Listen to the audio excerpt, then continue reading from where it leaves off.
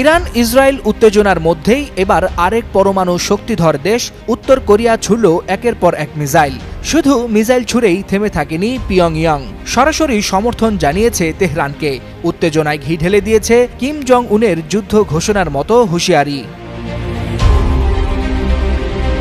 বৃহস্পতিবার সকালে উত্তর কোরিয়ার রাজধানী পিয়ংইয়ংয়ের সুনান থেকে একযোগে ছোড়া হয় 10টিরও বেশি মাল্টি লঞ্চার মিসাইল। গন্তব্য উত্তর পশ্চিম আকাশপথ। দক্ষিণ কোরিয়ার সামরিক বাহিনী জানায় এগুলো স্বল্প পাল্লার ব্যালিস্টিক মিসাইল, যা জাতিসংঘের রেজুলেশনের সরাসরি লঙ্ঘন। সামরিক বিশ্লেষকদের মতে এই মিসাইল ছোড়া নিছক কোনো সামরিক মহড়ার অংশ নয়, বরং আন্তর্জাতিক বার্তা। কারণ একদিকে যখন মধ্যপ্রাচ্য ইরান ইসরায়েল সংঘাতে উত্তাল, ঠিক তখন কিম জং উন জানিয়ে দিলেন ইরান একা নয়। প্রেসিডেন্ট কিম বলেন, আমরা আমাদের বন্ধুদের ত্যাগ করি না, ইরানকে আমরা পূর্ণ সমর্থন জানাই।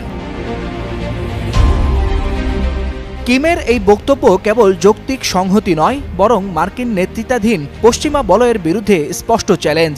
উত্তর কোরিয়া নিজেদের সেনাবাহিনীকে যুদ্ধ প্রস্তুতির সর্বোচ্চ স্তরে রাখার ঘোষণা দিয়েছে, যা বিশ্বব্যাপী উদ্বেগ বহুগুণে বাড়িয়েছে বলে মনে করছেন সমর বিশ্লেষকরা। ওয়ালিউল হাসানাত, যুগান্তর নিউজ।